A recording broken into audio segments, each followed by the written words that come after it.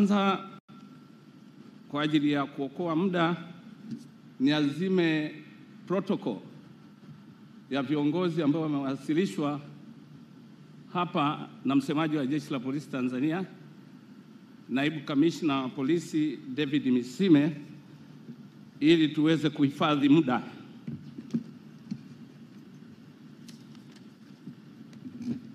Nikiruhusiwa hilo, Mheshimiwa Rais na Amiri Jeshi Mkuu wa Majeshi ya Ulinzi na Usalama, Daktari Samia Suluhu Hassan, nianze kwanza kwa kuwasalimu katika jina la Jamhuri ya Muungano wa Tanzania. Wahitimu, hiyo sauti sio. Mmeamliwa na ensio mkasimama, nimesimama hapa naibu kamishna, naongea na nyie mnaitika kama mmelala. Jamhuri ya Muungano wa Tanzania. Hiyo sauti inakubalika. Mheshimiwa Rais, awali ya yote nianze kwanza kwa kumshukuru Mwenyezi Mungu mwingi wa rehema ambaye ametujalia uzima wa afya, akatupa kibali cha kusafiri wengine kutoka mbali kwa ajili ya kuja kwenye mahafali haya, lakini pia kukuruhusu wewe na timu yako pamoja na majukumu mengi ulionayo ukaweza kufika hapa. Sifa na utukufu tumrudishie Mwenyezi aliyetuwezesha. Mheshimiwa Rais, kwa unyenyekevu mkubwa nichukue fursa hii adhimu kutoa shukrani za dhati kwako Mheshimiwa Daktari Samia Suluhu Hassan, Rais wa Jamhuri ya Muungano wa Tanzania na Amiri Jeshi Mkuu wa Majeshi ya Ulinzi na Usalama, kwa kukubali mwaliko wetu kupitia Wizara yetu ya Mambo ya Ndani ya Nchi na Mkuu wa Jeshi la Polisi nchini Afande Camillus Mongoso Wambura, na ukatenga muda kwa ajili ya kuja kushiriki pamoja nasi. Mheshimiwa Rais, tunakushukuru sana. Uwepo wako hapa ni ishara ya upendo na kujali, ishara ya upendo, kujali na moyo wa uzalendo kwa wanajeshi wako na Jeshi la Polisi kwa leo.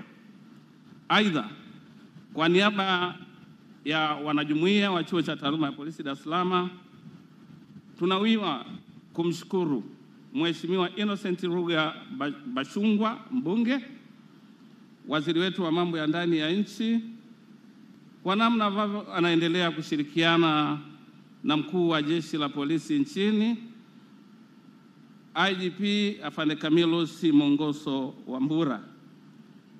Kwa ujumla tunaendelea kupokea maelekezo na tunayatekeleza kwa vitendo.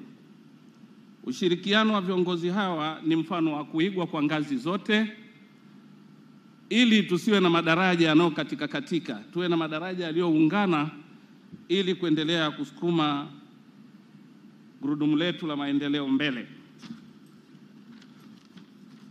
Mheshimiwa Rais, tunatambua kwamba hali hii ya ushirikiano inaletwa na maelewano, lakini miongozo unayoendelea kuitoa. Ulipofika hapa tarehe 12/12/2021, maelekezo uliyoacha ilikuwa ngazi hizo zisomane, alilokuwa nalo Afande IGP awe nalo pia Mheshimiwa Waziri. Yametekelezwa kwa vitendo, matunda tunayaona na kazi zinakwenda barabara. Mheshimiwa Rais, kozi hii ya maafisa na wakaguzi wasaidizi namba 1 2024-2025 ilifunguliwa rasmi mawili kwa mchanganuo ufuatao. Kozi ya maafisa walioripoti walikuwa 787, kati yao wanaume 632 na wanawake 145, wake 42. Mheshimiwa Rais, mwanafunzi mmoja XPF 19605 Inspector Rosemary Clarence Mapango alifariki dunia kwa maradhi wakati anaendelea na mafunzo hapa chuoni, na hivyo kufanya wanafunzi waliobakia kuwa wanafunzi 931 kuendelea na masomo haya. Mheshimiwa Rais, unaowashuhudia wakiwa wameketi mbele yako ni wahitimu ambao safari yao imewachukua miezi 9 ya kujifunza kwa bidii, uvumilivu na kujitolea kwa moyo katika kuyafikia malengo ya kitaaluma.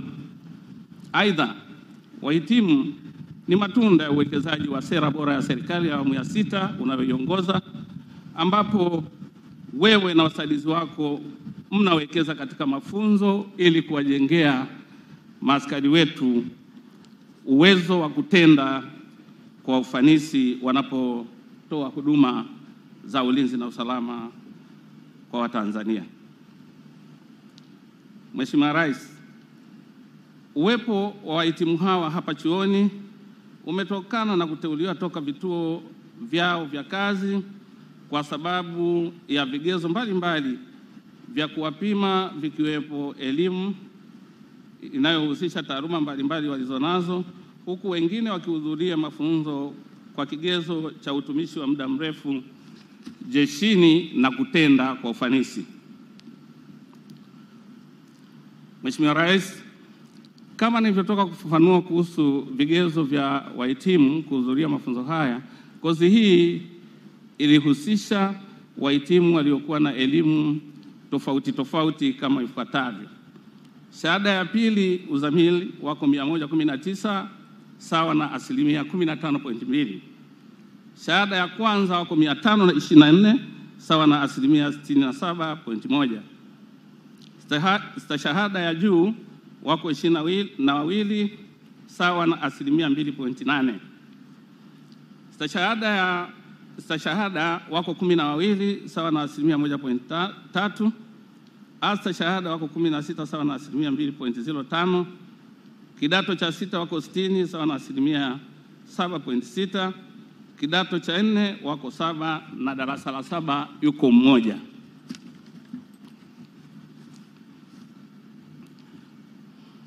Kwa upande wa kozi ya wakaguzi wasaidizi, viwango vyao vya elimu vimeainishwa kama ifuatavyo.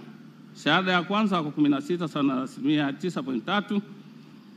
Stashahada wako 74 sawa na 42.2. Astashahada wako 5 sawa na 2.9. Kidato cha 6 wako 9 sawa na 5.1. Kidato cha 4 wako 44 sawa na 25.1. Darasa la 7 wako 27 sawa na 15.4. Mheshimiwa Rais, licha ya wahitimu hawa kuwa na viwango tofauti vya elimu, hali hiyo haikuwa kikwazo kwa wakufunzi katika kutoa mafunzo husika. Mbinu iliyotumika ni ubunifu, mahiri, uzoefu na weledi wa wakufunzi wetu pamoja na mafunzo maalum waliopatiwa katika kuwawezesha na kutoa mafunzo kwa viwango tofauti vya elimu.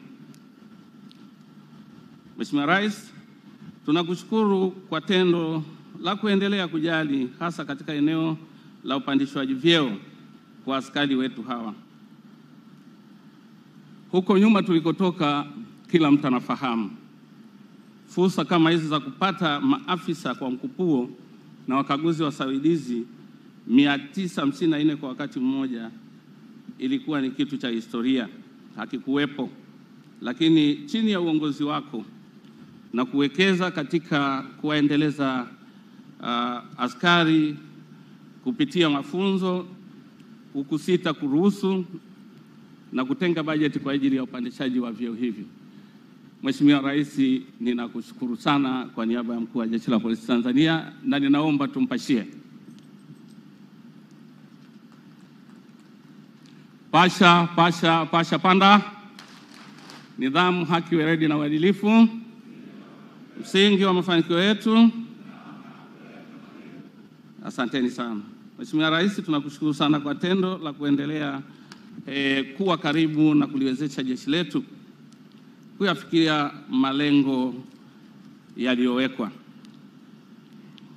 Mheshimiwa Rais, kama nilivyoeleza hapo awali kuwa lengo la mafunzo haya ni kujenga na kuimarisha viwango vya weledi na umakini katika uongozi na utendaji kwa maafisa na wakaguzi wasaidizi katika maeneo yao ya kazi. Aidha, mchakato uliotumika kutoa mafunzo kwa wahitimu hawa tuliwekeza nguvu zaidi katika mafunzo ya kujifunza kwa vitendo zaidi kuliko nadharia, competence based training. Hii ni kutokana na uhalisia wa kazi za polisi ambao mara nyingi zinahusisha sana utendaji kivitendo badala ya maneno.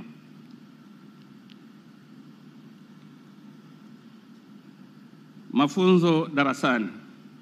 Mheshimiwa Rais, wahitimu hawa wamefundishwa masomo darasani kama ifuatavyo.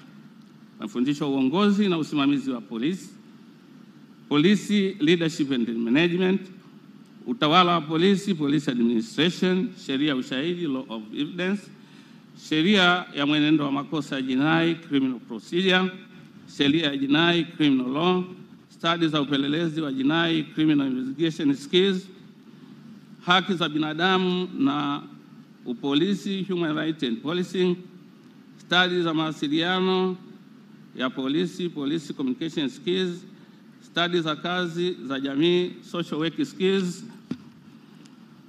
msimamo mkali na ugaidi, extremism and terrorism, masuala ya mtambuka, cross cutting issues, kwata, gwaride za kijeshi, military drills and parade, matumizi ya silaha na mbinu za kujihamu, weapon training and safety techniques. Mbali na masomo haya, wahitimu wamefundishwa masomo mengine kupitia kwa wataalamu kutoka nje ya jeshi la polisi. Wataalamu hawa wenye uwezo na maarifa hususan katika kazi za polisi, masuala ya serikali na masuala ya serikali kwa ujumla. Lengo la mafunzo toka kwa wataalamu wa nje ilikuwa ni kuwawezesha wahitimu kupata mtazamo mwenye upeo unaovuka kuongezea ubunifu na unaoweza kutatua changamoto za kiutendaji wakiwa kazini. Mheshimiwa Rais, wataalamu waliowezesha mafunzo hayo, wa kwanza kabisa ni afande IGP mwenyewe Camillus Mongoso Wambura, ambao kwa mara ya kwanza aliomba vipindi na tukamtengea siku nzima ya kukaa na wanafunzi hawa. Afande IGP, tunakushukuru sana kwa kushuka mpaka ukaja kutoa mada kama ulivyowasilisha. Naomba naye tumpashie. Pasha, pasha, pasha, panda. Nidhamu, haki, weledi na uadilifu, msingi wa mafanikio yetu. Lakini tulifanikiwa kupata mawasilisho mbalimbali kutoka kamisheni zote 7, ambapo tulipata kutoka utawala na management ya rasilimali watu, kamisheni ya polisi jamii, kamisheni ya upelelezi wa makosa ya jinai, kamisheni ya operation na mafunzo, kamisheni ya intelijensia ya jinai, kamisheni ya fedha na logistics, na kamisheni ya uchunguzi wa sayansi ya jinai. Pande commissioners, nawashukuruni sana kwa mawasilisho yenu.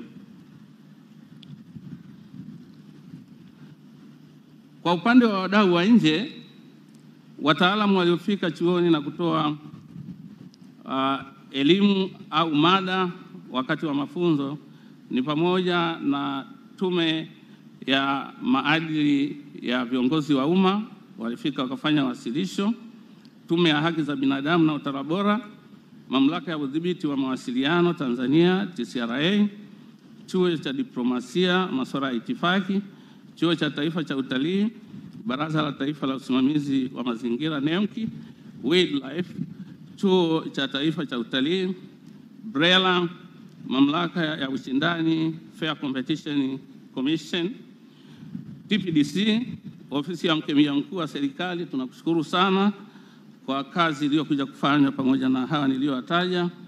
Ofisi ya Mdhibiti Viwango TBS na National Counterterrorism Center. Wadau wote hawa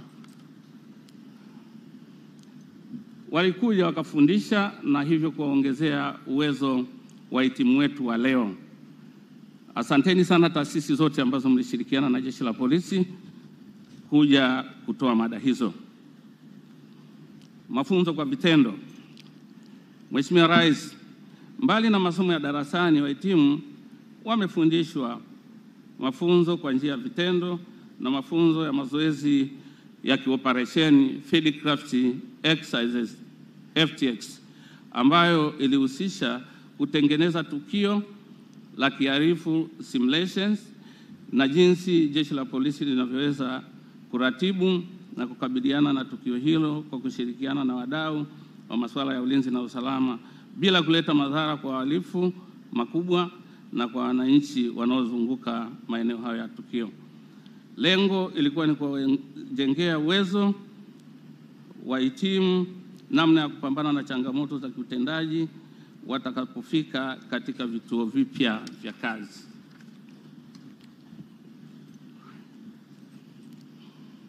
Vile vile somo la mbinu za medani za kivita limefundishwa kule Mkomazi, ambako kuna kambi au eneo la mafunzo ya kivita kule mkoani Tanga.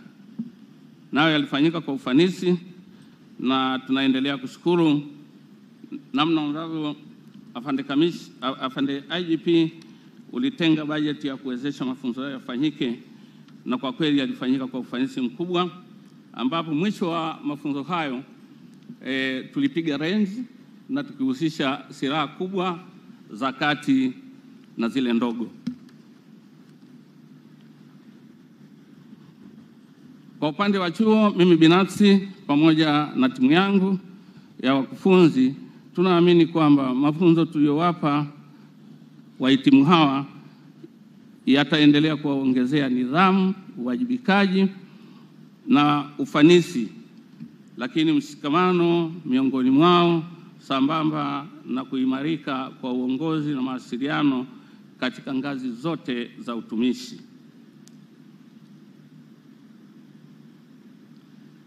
Mheshimiwa Rais, kwa sasa chuo chetu kinaendelea kuwa kituo cha taaluma iliyotukuka Center of Excellence kwa nchi za Afrika Mashariki. Vile vile, pamoja na ubora huo, chuo chetu kimeendelea kutoa mafunzo yanayokidhi viwango vya kitaaluma. Kwa mfano, katika eneo la mafunzo utulizaji wa gasi ya public order management, disorder management, tumeendelea kutilia mkazo kwa wahitimu namna sahihi ya kutuliza ghasia kwa kuzingatia sheria, taratibu na kanuni zilizopo.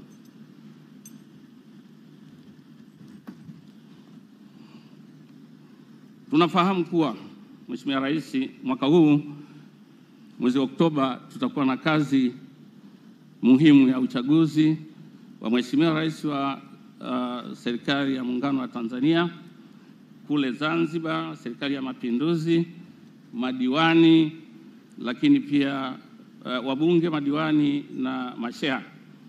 Mheshimiwa Rais, katika hili kwanza tumshukuru afande IGP ambaye alitoa muda wahitimu hawa wasingepata fursa ya kupiga kura, lakini alitoa maelekezo kwa vyuo vyote, tukatoa muda wa kuwaruhusu wahitimu hawa pamoja na wengine ambao wamemaliza kwenye vyuo vingine wakaenda kujiandikisha, na kwa sababu hiyo hawatapoteza haki yao ya kikatiba. Lakini pia tumewajengea uwezo wa kuhakikisha kwamba uchaguzi husika utasimamiwa kwa kufuata sheria za nchi ili amani na utulivu viendelee kutamalaki kabla ya uchaguzi, wakati wa uchaguzi na hata baada ya uchaguzi. Miundombinu ya chuo.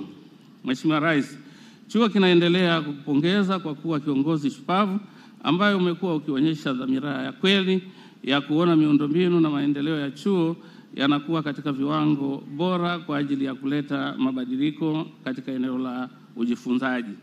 Vile vile tunakushukuru kwa kutupatia pesa kupitia kwa fund ya IGP wa kununua majiko ya gesi ambayo sasa yataendelea kutimiza maelekezo yako ya kupigia chapuo nishati safi katika matumizi ya kupikia vyuoni, lakini mahali ambapo pana kusanyiko la watu zaidi ya 100. Mheshimiwa Rais, napenda kuchukua fursa hii kumpongeza Mkuu wa Jeshi la Polisi Tanzania Afande IGP Camillus Mongoso Wambura kwa kutafuta fursa za masomo nje ya nchi kwa wakufunzi ambao wamekuwa wakienda kuongeza weledi katika fani mbalimbali, na mafunzo haya ni ya muda mrefu, muda wa kati na muda mfupi. Afande IGP, tunakushukuru sana kwa initiative hiyo ambayo unaifanya. Kwa mwaka wa masomo 2024-2025, jumla ya wakufunzi 10 walihudhuria mafunzo nje ya nchi, ikiwemo nchi ya Misri walikwenda 3, nchini Uturuki alikwenda 1, Ujerumani 2, China walikwenda 16. Ni juhudi njema kabisa, na tunakuomba usichoke, endelea kupambana ili ukiwajengea wakufunzi uwezo, afande, unakuwa umetengeneza TOT kubwa, kwa sababu watu wanaopita hapa watachota kutoka kwa hao, na si kwa DPA tu. Wakuu wa vyuo wote wangesimama hapa, wangetoa orodha ya watu ambao wamekwenda nje kwa ajili ya kujengewa uwezo kupitia fursa unazozitafuta. Fursa hizi haziji kwa bahati mbaya, ni matokeo ya jitihada zako wewe mwenyewe, lakini Mheshimiwa Rais ambaye pia anaendelea kutoa fursa hizo kwa wapiganaji ili tuendelee kujijengea uwezo, kuwa na weledi wa kutosha, umahiri, ili tuweze kutenda vema tunaposimamia utekelezaji wa sheria za nchi. Mheshimiwa Rais, mbali na hayo yanayofanyika, tunaomba uboreshwaji wa miundombinu katika eneo la makazi ya wakufunzi, mabweni, madarasa ya wanafunzi. Lakini hili kutokana na lile ambalo niliteta na wewe pale, Mheshimiwa Rais, naomba niliweke pembeni. Taarifa ya wahitimu. Mheshimiwa Rais, baada ya kusema haya niliyosema, nitoe taarifa ya wahitimu kama ifuatavyo. Wahitimu wamefundishwa kama nilivyosema masomo 13, lakini kwenye cross cutting issues wamesoma masomo mengi kama nilivyotaja, wadau wa ndani na nje waliokuja kufundisha, na wahitimu hao baadaye tuliwafanyia tathmini ili kuona kama wamekidhi vigezo vya ufaulu. 1, tuliwapima kwa majaribio ya mitihani ya darasani, lakini 2, majaribio ya masomo ya nje kwa vitendo, na 3, ufuatiliaji wa tabia ya mwanafunzi mmoja mmoja kupitia walimu wa platuni na kompania zao. Kufuatia upimaji huo, askari 7 walishindwa kufikia viwango vya chuo kwa kujihusisha na vitendo vya utovu wa nidhamu, na wengine ilikuwa utoro, wakakosa sifa za kuendelea na mafunzo haya. Kwa hiyo 7 tuliwaondosha kwenye orodha ya waliokuwa wanatakiwa kupasa out leo. Mheshimiwa Rais, kozi ya wakaguzi wasaidizi assistant inspector, wanafunzi 2 kati yao mwanaume 1 na mwanamke 1 ambao nao waliondoshwa. Huyu mmoja namba D 8869 Staff Sergeant Harubu aliondoshwa kwa utovu wa nidhamu, alikuwa anagomea vipindi darasani, na kwa sababu hiyo tukaona huyu hajafikia level ya kuja kutafuta upandishwaji wa cheo, tukamwondoa. Lakini kama nilivyosema, kuna WP mmoja ambaye yeye alifariki, lakini kuna mwingine WP 3753 Subsergeant Hadija Idi Msangi naye aliondoshwa kwa tuhuma za vitendo vya utovu wa nidhamu kutoka kwenye eneo lake la kazi. Kozi ya wakaguzi wasaidizi wako 174, wanaume ni 133 na wanawake 41 ambao wamekidhi vigezo na hivyo wamestahili kupandishwa vyeo. Kozi ya maafisa JO wako 780, wanaume ni 637 na wanawake 143. Mheshimiwa Rais, wote hawa wamekidhi viwango na wamestahili kupandishwa vyeo.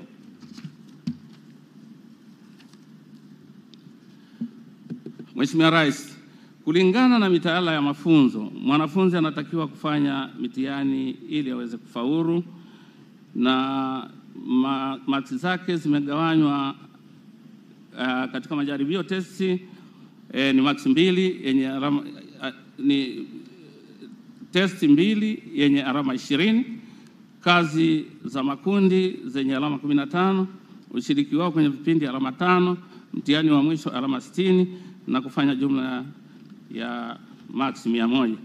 Kwa hiyo hao wote ambao nimewasoma kwamba likidhi vigezo ilikuwa ni pamoja na ufaulu huo wa darasani.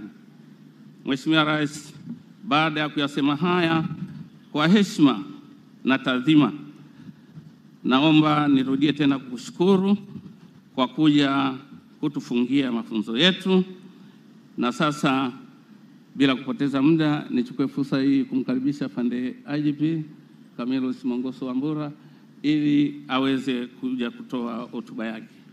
Mheshimiwa Rais, naomba kuwasilisha.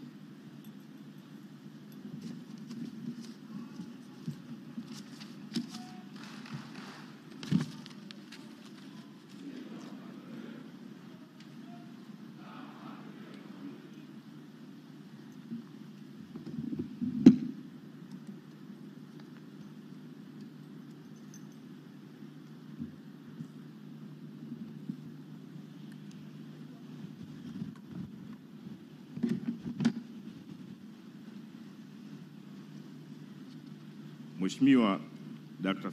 Samia Suluhu Hassan, Rais wa Jamhuri ya Muungano wa Tanzania na Amiri Jeshi Mkuu, Mheshimiwa Dr. Tulia Ackson, Mbunge, Spika wa Bunge la Jamhuri ya Muungano wa Tanzania, Mheshimiwa Innocent Lugha Bashungwa, Mbunge, Waziri wa Mambo ya Ndani ya Nchi,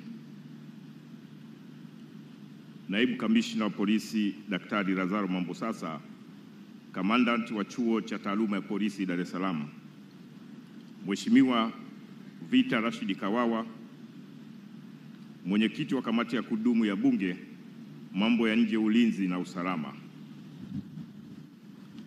Profesa Elisante Ole Gabriel, Mtendaji Mkuu wa Mahakama ya Tanzania, Mheshimiwa Albert Chalamila, Mkuu wa Mkoa wa Dar es Salaam, ndugu Ali Senga Gugu, Katibu Mkuu Wizara ya Mambo ya Ndani ya Nchi, Daktari Madu Kazi, Naibu Katibu Mkuu Wizara ya Mambo ya Ndani ya Nchi, wakuu wa vyombo vya ulinzi na usalama, Bi Anna Kileo, mwakilishi wa Sylvester Anthony Mwakitaru, mkurugenzi wa mashtaka, Ofisi ya Taifa ya Mashtaka, wakuu wa Jeshi la Polisi wastaafu wakiongozwa na IGP mstaafu Omar Mahita, makamishina wa polisi wastaafu, makamishina wa polisi mliohudhuria hapa, Mheshimiwa Omari Kumbira Moto, Meya wa Jiji la Dar es Salaam, naibu commissioners mliopo, watumishi raia wa Jeshi la Polisi, makamishina wasaidizi waandamizi wa polisi na makamishina wasaidizi, wakurugenzi wa mashirika ya serikali na binafsi mliopo, wakurugenzi wa manispaa na wakuu wa idara, viongozi wetu wa dini na wale wa vyama vya siasa mliopo, Profesa Egnard Pius Mihanjo, mwenyekiti bodi ya vyuo vya polisi na mrezi wa chuo cha taaluma ya polisi Dar es Salaam, yani DPA hapa tulipo, wakuu wa vyuo mliohudhuria hapa, vyuo vya polisi, makamanda wa polisi wa mikoa na vikosi, pamoja na makamanda na wakuu wa kamandi mliopo, wakufunzi wa chuo cha taaluma ya polisi Dar es Salaam, waheshimiwa madiwani, maafisa wakaguzi na askari wa polisi na wa majeshi mengine mliohudhuria, maafisa na wakaguzi wasaidizi wahitimu, wanafamilia wa jeshi la polisi, hususani familia za wahitimu mlioko hapo mbele yetu, waheshimiwa wageni waalikwa, ndugu wanahabari, mabibi na mabwana. Jamhuri ya Muungano wa Tanzania. Nidhamu, haki, weledi na uadilifu msingi wa mafanikio yetu. Mheshimiwa Rais, awali ya yote napenda nitumie fursa hii kumshukuru Mwenyezi Mungu, muumba wa mbingu na nchi, kwa baraka zake alizotujalia kwa uzima na afya njema iliyotuwezesha kukutana mahali hapa. Aidha, kwa niaba ya Jeshi la Polisi Tanzania, napenda kuchukua nafasi hii adhimu kutoa shukrani zetu kwako wewe Mheshimiwa Daktari Samia Suluhu Hassan, Rais wa Jamhuri ya Muungano wa Tanzania na Amiri Jeshi Mkuu, kwa kukubali mwaliko wa kuwa mgeni rasmi kwenye mahafali ya kozi ya uafisa na wakaguzi wasaidizi wa polisi namba 1 ya mwaka 2024-2025. Mheshimiwa Rais, tunakushukuru sana. Mheshimiwa Rais, pamoja na majukumu mengi ulionayo ya kulisukuma gurudumu la maendeleo ya Jamhuri ya Muungano wa Tanzania, bado umeona ni vyema ukatega muda kwa ajili ya kujumuika nasi katika shughuli hii muhimu kwa Jeshi la Polisi. Hivyo uwepo wako hapa Mheshimiwa Rais unadhihirisha imani kubwa na namna unavyothamini mchango wa Jeshi la Polisi katika majukumu yake ya kila siku, hususan katika kulinda raia na mali zao. Sisi familia ya Jeshi la Polisi tumefarijika sana na tunakuombea kwa Mwenyezi Mungu akujalie afya njema ili uweze kuendelea kuliongoza taifa hili. Kwa mara nyingine, Mheshimiwa Rais, tunasema asante sana.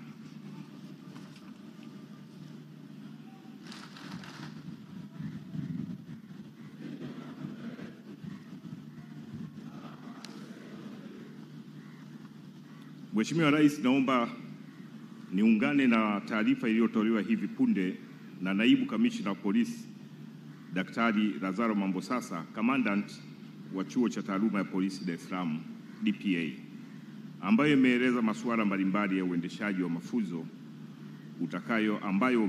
utakayohitimisha leo hii. Vile vile, wakati wa uendeshaji wa mafunzo hayo, nami pia nilipata fursa ya kuwatembelea maafisa na wakaguzi wasaidizi wanaohitimu leo hii, ambapo pamoja na mambo mengine muhimu niliwapa maelekezo mbalimbali ya kiutendaji yatakayowasaidia katika kufuata misingi ya weledi katika utekelezaji wa majukumu yao ya kila siku.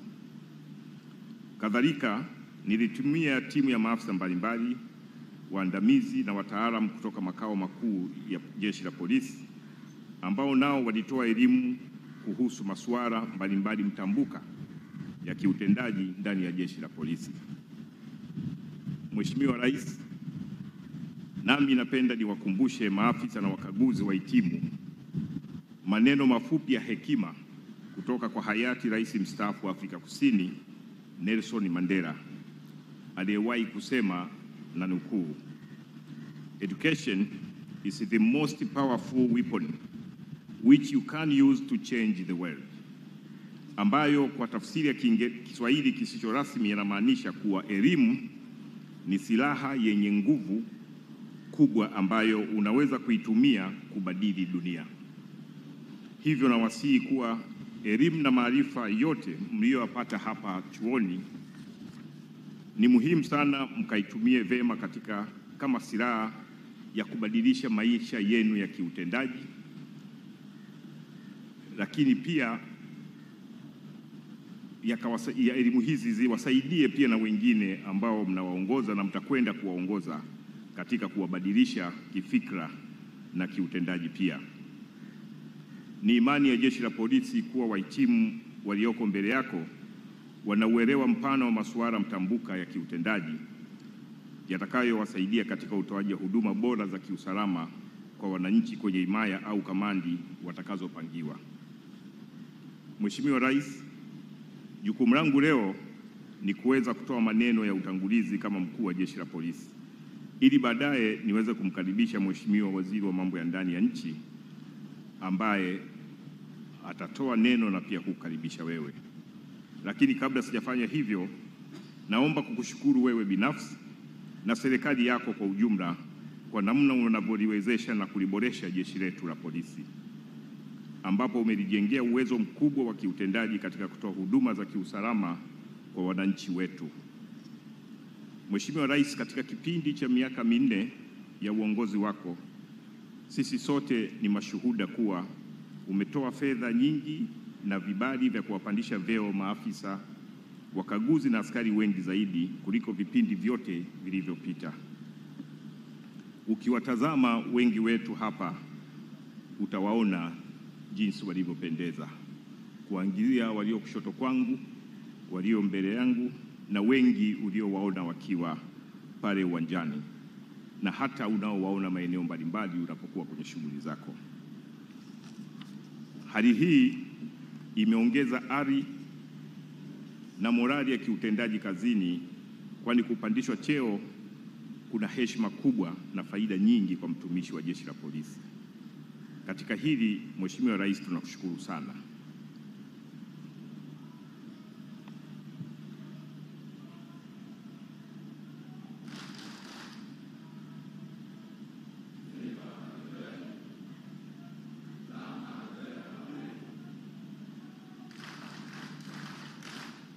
Rudia 321 tena kwa Mheshimiwa Rais.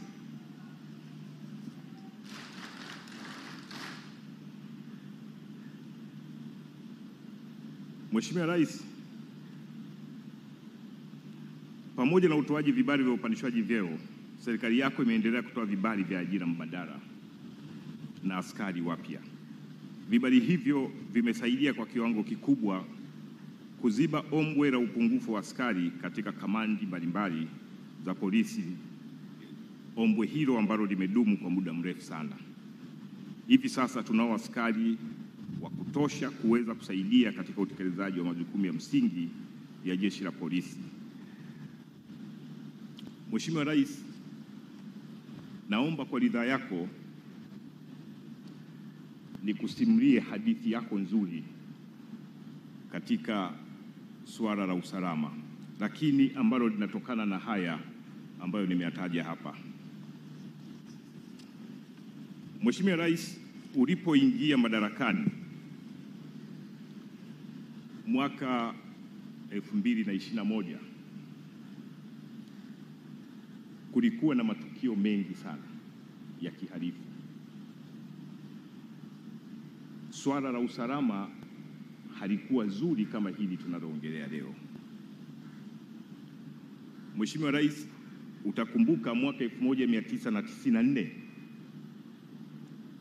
mabasi yalizuiliwa kutembea usiku rasmi,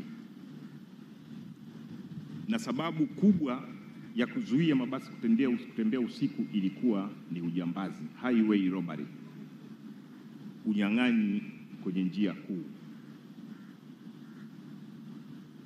Matukio yale yalikuwa ni matukio ya kudhalilisha yaliyosababisha uporaji wa mali za watu, lakini na udhalilishaji kwa wale waliokuwa wakiporwa. Mheshimiwa Rais, tarehe 1 mwezi wa 10 mwaka 23, ikiwa imepita miaka 29 chini ya uongozi wako, ilitolewa ruhusa sasa ya magari haya kutembea usiku. Mpaka leo hatujaona tukio lolote la unyang'anyi kwenye njia kuu. Nitaainisha haya, nitakueleza Mheshimiwa Rais nini umekifanya kwa jeshi hili mpaka vitu hivi visiwezekane. Mheshimiwa Rais, matukio kama haya yalikamata maeneo makubwa ya kule Kagera, maeneo ya Kigoma. Ulikuwa huwezi kutoka Kigoma ukapita Kasulu, Kibondo, Kakonko, usingeweza kupita pale bila kuporwa. Na ilifika mahali ndani ya mabasi hayo waliwekwa askari kuyasindikiza na yakaporwa wakiwemo mle. Mheshimiwa Bashungwa anajua, anatingisha kichwa kwa sababu naye si ajabu ameshawahi kuporwa akiwa kwenye mabasi hayo kule Kagera. Kwa hiyo maeneo yote ya Biharamulo, maeneo yote ya Muleba usingeweza kupita.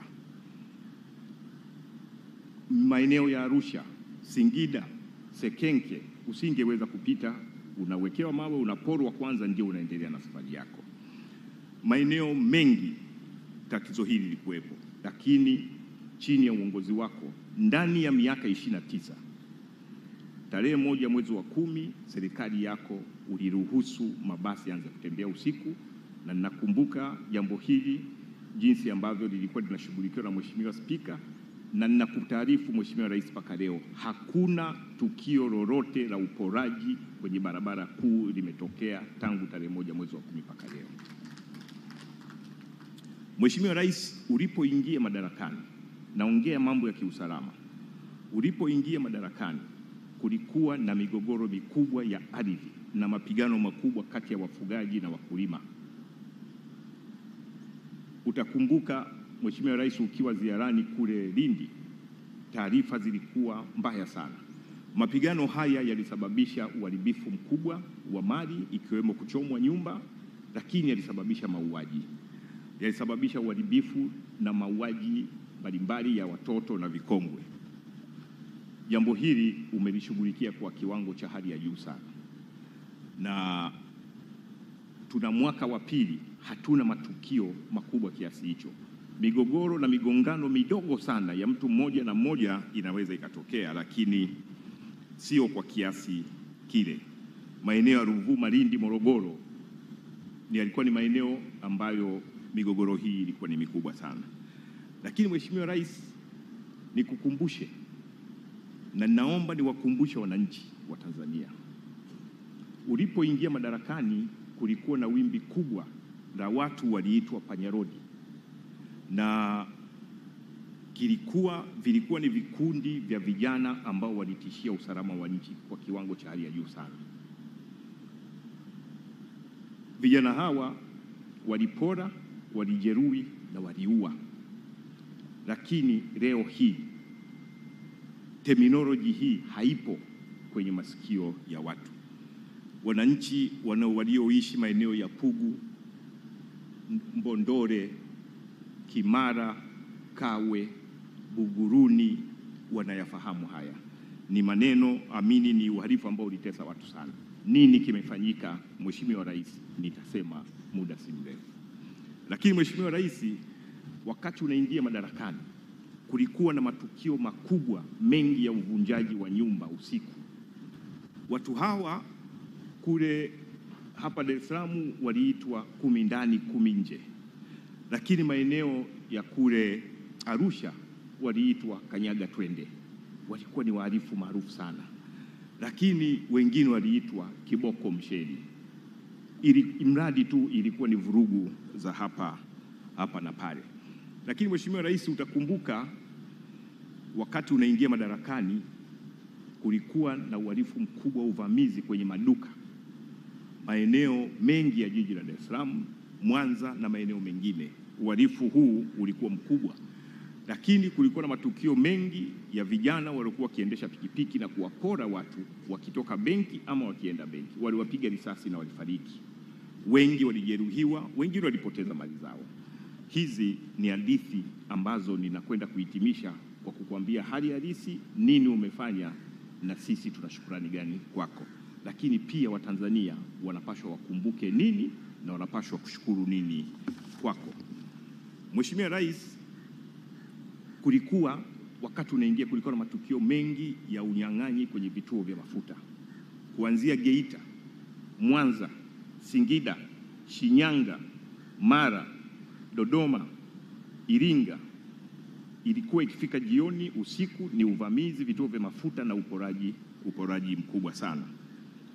Lakini kulikuwa na matukio yanayokera hapa Dar es Salaam, lakini na kule maeneo ya Arusha, kwenye miji mikubwa, Mwanza na sehemu zingine. Kulikuwa na waporaji ambao ukitoka na pochi unaporwa, ukiwa na simu unaporwa. Hawa waliitwa majina na wakawa watu maarufu sana. Hapa Dar es Salaam waliitwa vishandu. Sasa hivi terminolojia haipo, lakini kule Arusha waliitwa tatu mzuka, na kule Morogoro pia waliitwa tatu mzuka. Nao pia walikuwa ni wahalifu maarufu na walisababisha hofu na taharuki sana kwa jamii. Mheshimiwa Rais, ninaweza kuongea mengi, naomba niishie hili la mauaji ya vikongwe ambayo yaliandamana na imani za kishirikina. Mheshimiwa Rais, mikoa ya Mwanza, Simiyu, Tabora, Geita, Shinyanga na mingine ilikuwa ni marufuku kuzeeka. Ukizeeka ni kosa, unahusishwa na imani za ushirikina. Mauaji yalikuwepo na yalifanyika, naomba nitunze takwimu. Lakini jambo hili Mheshimiwa Rais ni hadithi. Sasa nini ambacho kimefanyika? Mheshimiwa Rais, maafisa wakaguzi na wananchi, Mheshimiwa Rais kitu kikubwa alichokifanya kwenye eneo hili la usalama ni uwekezaji mkubwa sana kwa jeshi la polisi, hasa kwenye upande wa vitendea kazi. Utakumbuka Mheshimiwa Rais, kumekuwa pia na uhalifu kwenye maziwa makuu, umetupatia boti za kutosha, na sasa hivi pia tunanunua boti zingine kubwa, mimi naita meli kwa sababu ni kubwa sana, ambazo zinaweza zikafanya doria ya muda mrefu na kukaa baharini kwa siku nyingi zaidi. Lakini umetupatia pikipiki za kufanya doria za masafa ya kati na masafa mafupi, lakini gari za kufanya doria za masafa marefu ambayo zimeweza kusababisha kuondoa matukio mengi ambayo yangeweza kuleteleza unyang'anyi kwenye barabara kuu, highway robbery. Tuna uwezo Mheshimiwa Rais wa kufanya doria barabara zote hapa nchini, na tuna gari za kutosha kufanya doria barabara zote, na ndio maana tuna kiburi na kusema highway robbery ni terminology ambayo haipaswi kukumbukwa na Mtanzania yoyote. Lakini Mheshimiwa Rais, hapa kumeongelewa mambo ya mafunzo. Kazi hii tunayofanya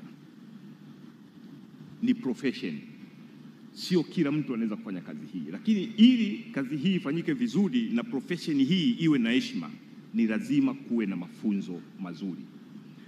Mheshimiwa Rais, nakumbuka muda mfupi baada ya kuwa umeniteua kuwa mkuu wa jeshi la polisi, uliniita pale Tanga, ukaniambia keti hapo, badilisha jeshi lako, askari maafisa wako waende wakapate mafunzo, na ukanielekeza Mheshimiwa Rais, toka hapa katafute shule nje ya nchi za kusababisha hawa watu wakapata mafunzo sahihi ya namna ya kuzuia, kupambana na uhalifu, kutanzua na kubaini. Naomba nikukumbushe yote hayo.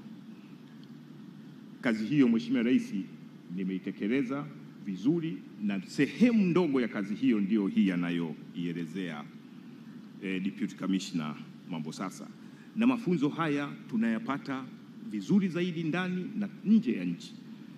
Nchi kama Misri tunapeleka askari na viongozi wengi sana. Urusi tunapeleka askari wa kutosha. China tunapeleka mheshimiwa askari wa kutosha. Marekani, Uturuki, India tunapeleka askari wengi sana. Kwa mara moja peke yake tunapeleka askari sio chini ya 30, na wanapata mafunzo mazuri na wanarudi wanatusaidia. Hawa wote wana uwezo mkubwa wa jinsi gani ya kupambana, kutanzua na kupambana na kuzuia uhalifu. Lakini Mheshimiwa Rais, umeongeza ajira kwa kiwango cha hali ya juu sana. Kwa hiyo tunao askari wa kutosha, si wa kutosha kabisa, lakini tunao askari wa kutosha kuweza kusimamia mambo ya kiusalama kwenye maeneo yote ambayo yalikuwa yanaleta shida. Huko kwenye maeneo ya Tatu Mzuka, kule kwenye maeneo ya Vishandu, kule kwenye maeneo ya wahalifu Panyarodi na maeneo mengine ambayo nilikuwa nimeyataja. Lakini kwa ujumla wake maeneo yote haya, Mheshimiwa Rais, kitu kikubwa zaidi umeongeza morali ya hali ya juu kwa watendaji wa jeshi lako la polisi. Kwanza, upande wa maslahi, morali wa askari hawa umepanda sana. Lakini promotion,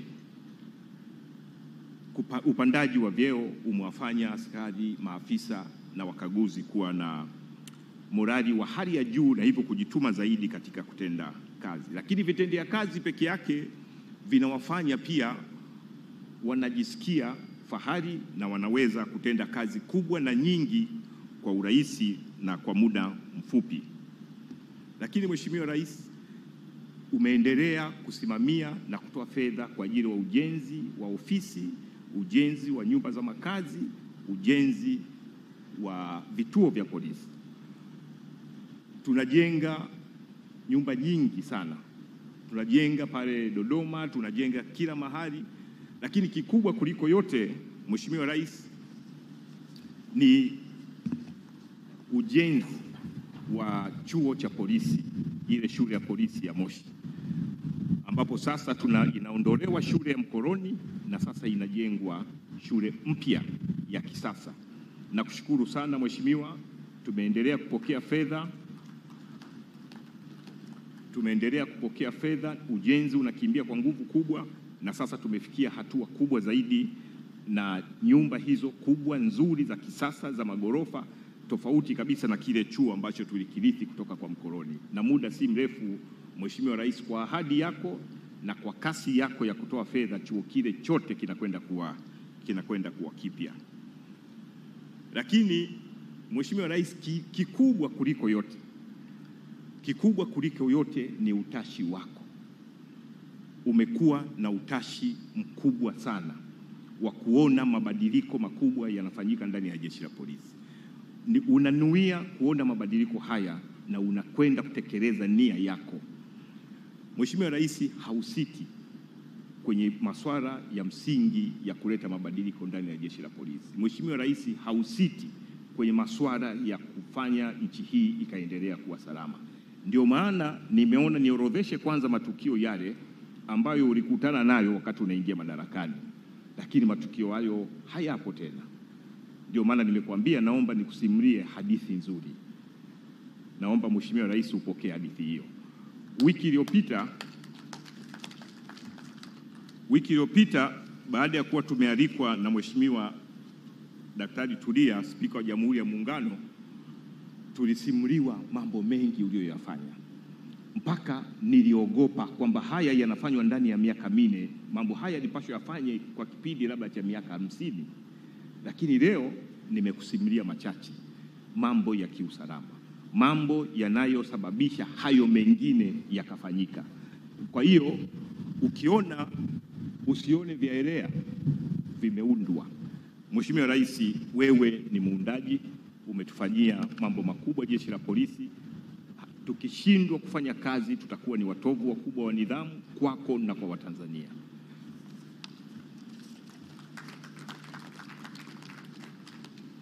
Mheshimiwa Rais, naomba sasa niendelee na nimalizie hotuba yangu. Sote tunatambua kuwa mwaka huu wa 2025 nchi yetu inatarajia kufanya uchaguzi mkuu wa rais, wa bunge na madiwani. Katika maandalizi ya uchaguzi mkuu huo, Jeshi la Polisi limejipanga vyema katika kuhakikisha kuwa uchaguzi huu unafanyika kwa amani na utulivu kabla, wakati na baada ya uchaguzi huo. Mheshimiwa Rais, tunakuahidi nchi hii ni salama.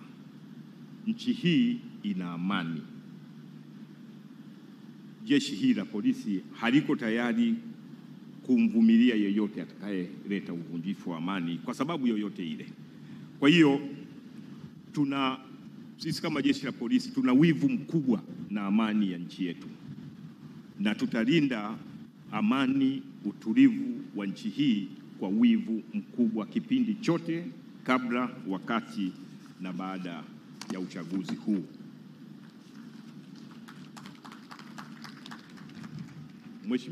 Mheshimiwa Rais, katika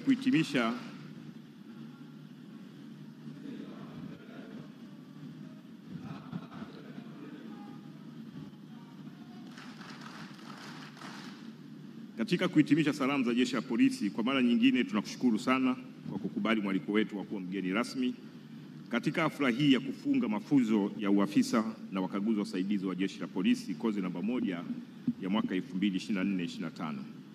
Mheshimiwa Rais, naomba nitumie jukwaa hili kwa mara nyingine tena kumshukuru sana Mheshimiwa Innocent Ruga Bashungwa, Waziri wa Mambo ya Ndani ya Nchi, na ndugu Ali Gugu, Katibu Mkuu Wizara ya Mambo ya Ndani ya Nchi, kwa uongozi wao uliojaa hekima na busara katika kuongoza wizara hii ikiwemo Jeshi la Polisi.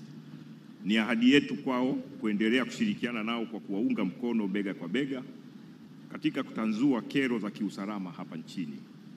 Napenda kuchukua fursa hii pia kuwashukuru wageni waalikwa wote waliopata wasaa wa kujumuika nasi leo hii, wakiwemo waheshimiwa mawaziri, wabunge, makatibu wakuu, wakuu wa vyombo vya ulinzi na usalama, wakuu wa Jeshi la Polisi wastaafu, makamishna wastaafu, kamati ya ulinzi na usalama ya mkoa wa Dar es Salaam na wananchi wote waliohudhuria tukio hili muhimu. Kwa ujumla na washukuru wote. Baada ya kusema hayo, Mheshimiwa Rais, naomba nirudishe maiki kwa msemaji wetu wa Jeshi la Polisi, na ninawashukuru wote kwa kunisikiliza.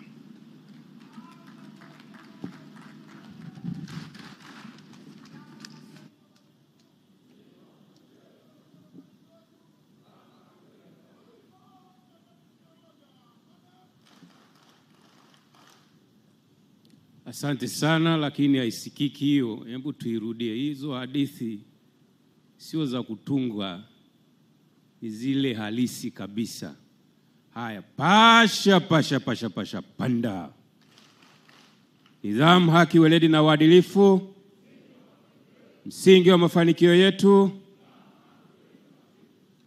Mheshimiwa Rais na Amiri Jeshi Mkuu, baada ya salamu za Jeshi la Polisi, naomba sasa nimkaribishe Waziri wa Mambo ya Ndani ya Nchi.